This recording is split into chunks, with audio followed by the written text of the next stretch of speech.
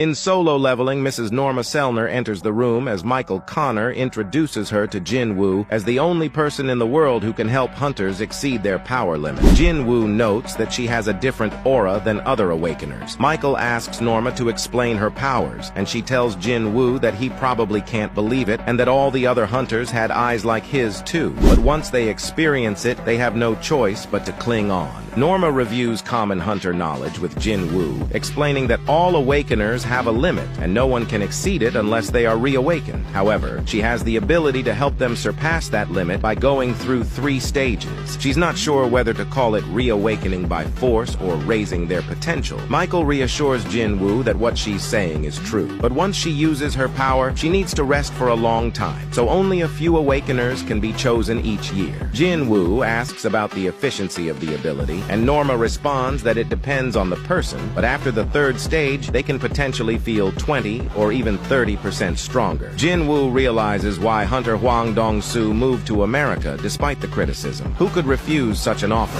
Jin Woo states that if this ability leaks, it could cause major issues. Michael explains that's why Mrs. Selner is with them. They ensure her safety and pay her a hefty amount in return for her help in elevating the hunters they select each year. The deputy director adds that her ability is the gift they are offering Jin Woo. Jin Woo comments that it sounds more like a deal than a gift. Michael Connor responds that if Jin Woo were to become a hunter of the United States, they would make sure he is the first to receive the benefits. And to create a deal with the best conditions for him, they'll make arrangements with the guild of his choice. Norma puts her hand on the table, assuring Jin Woo there's no rush and that they're only there to give him a taste. Jin Woo questions this, and Norma assures him that it is indeed a gift. Michael asks if Jin Woo agrees to unlock his potential at no cost. In this moment, Jin Woo thinks about her earlier statement that he wouldn't be able to let go once he experiences it, and she must be pretty confident in her ability. Norma takes Jin Woo's hands and tells him to look into her eyes, saying that's the first step. The deputy director smirks, thinking Jin Woo has fallen for it, believing that once he goes through the 1st stage, he will surely contact them again. He thinks about how Jin easily cleared the Jeju Island raid with an unheard-of ability, while Ryuji Goto, the man aiming for national-level hunter,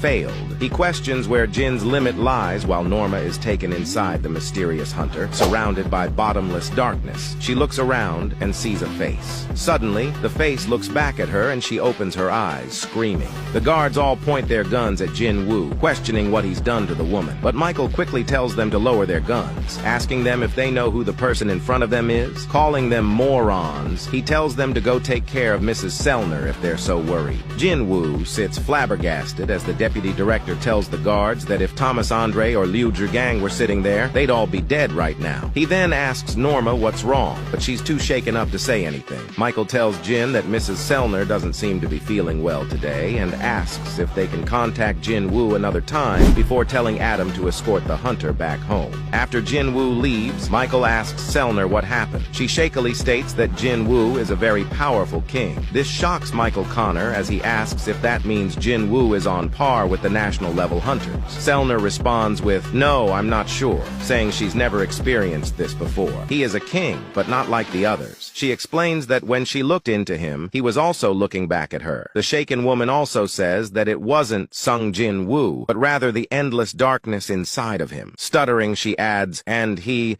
does not have a limit." Chairman Go Gun-hee reflects on Byung-gu's sacrifice when he receives a call about a B-rank gate opening in the middle of the road. Knowing that a B-rank gate isn't something an average attack squad can handle, he decides to contact a large guild. However, he learns the location is near Jin Woo's new office. Jin Woo, wondering what Mrs. Selner saw in him, notices the unusual traffic and receives a call from Chairman Go. The chairman informs him about the B-rank gate and asks if he can take care of it. Jin questions without permission, and the chairman laughs, saying that the permission comes from him and assures Jin Woo not to worry, thanking him for his help. As news stations cover the poorly positioned gate, an agent yells at a man before realizing it's S-rank hunter Sung Jin Woo. The civilians grow excited, and there's an Easter egg referencing Alex Armstrong from Full Metal Alchemist. The agent tells Jin that even though he's an S rank, he still has to follow the rules and can't be let in without enough people, even with permission. Jin Woo calls the chairman, explaining the situation, and gives the phone to the nervous agent who asks who it is. Jin says someone you can't ignore, and the agent, realizing it's the chairman, swiftly takes the phone while Jin Woo enters the gate. The agent wishes for Jin Woo to trip and hurt himself, and suddenly the gate's color changes to red, shocking the agent as he questions if his wish caused it. Inside the gate, Jin is unfazed and notes it feels like a red gate, thinking he might have to overdo himself. In a flashback, Jin Woo's mother tells him they can't do anything about the awakening, and as an S rank, he will have to save many lives like his father once did. She explains that Jin Woo's father was a firefighter, and she fell in love when she saw him saving people. She asked Jin not to overdo himself, and Jin is relieved his mom wasn't against all of this. Sung Jin Woo says this won't be too much and he'll finish this within a day. His lower-level shadows charge, while the mages cast spells, causing explosions among the monsters. The rest of the shadows join the battle, with Igris shoving his blades into one monster's face and Iron crushing another. Tusk and Tank roar, while Beru does the same. Jin Woo's shadows kneel as he walks through, saying, "Let's move on to the next target," and this arc continues. A hunter catches his breath before questioning, "What are you?" as the same monster from after the Jeju raid responds. He's not one either. They're hiding cleverly, the fragments of brilliant light. The blue grandpa senses something and turns to see Yogamund, who explains he's here to deliver information about the territory in the east. The blue grandpa clarifies, "If you mean the small territory in the east, that's where the Shadow Monarch is," and asks, "Didn't you say you'd take care of that place?" Yogamund tells the blue monster that it seems like the rulers are going to release Legia south of there, so he'll take that place. He adds that as long as the architect fulfills its role, there won't be a problem. Yogamund also mentions some interesting news,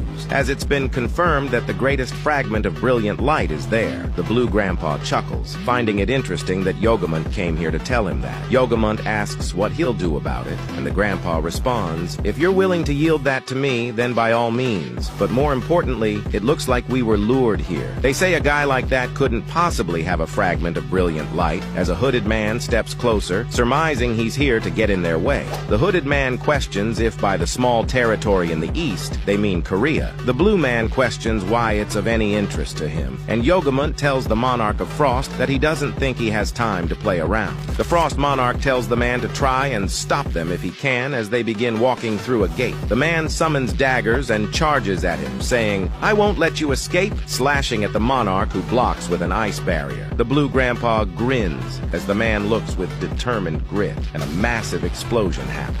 Back in the red gate, a monster questions if Jin is the one who's been killing all of his brothers, calling him impressive for not only reaching this point, but also being able to speak their language. He adds, however, this is the end, and screams, "Our comrades are already lying in wait. Come out!" However, no one comes out, and the boss sits blank. Jin says, "Short? That's funny," and orders his shadow army to come out, commenting that it looks like there's nobody left. In this moment, the boss gets hit in the head and catches the object, opening his hand to see a head. It's revealed Beru through the head, as he has a whole collection. The monster calls Jin a bastard before Jin orders, "Kill them!" His shadows charge, blowing through the tribal monsters. Jin walks towards the boss as two of his guards dash toward him. However, Tank effortlessly slashes them out of the way. The boss yells, and in this moment, Beru and Igris simultaneously attack. Beru claws the monster's arm off, and Igris cuts his leg clean off, bringing the beast to the ground.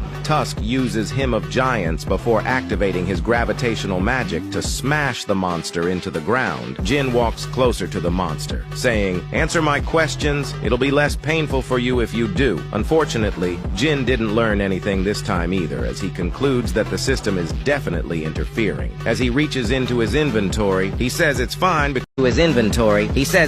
because he'll learn everything with time anyway. Jin pulls out the key he got from the cursed magic box, noting that the key's information will be partially revealed since he met the requirements once he reached level 100 during the Jeju Island raid. Jin learns the name of the key and its use, which allows him to enter the Kartanon Temple, which will be revealed to him after a predetermined time. Jin Woo says he couldn't forget the Kartanon Temple even when he tried. He thinks about the double dungeon. As he stands in front of all the system panels, he comments that it's calling out to him again, to where it all began. But things have changed this time. If this was planned from the beginning, if it's waiting for him to return, in that case, wait for me. I'm coming. Follow for more.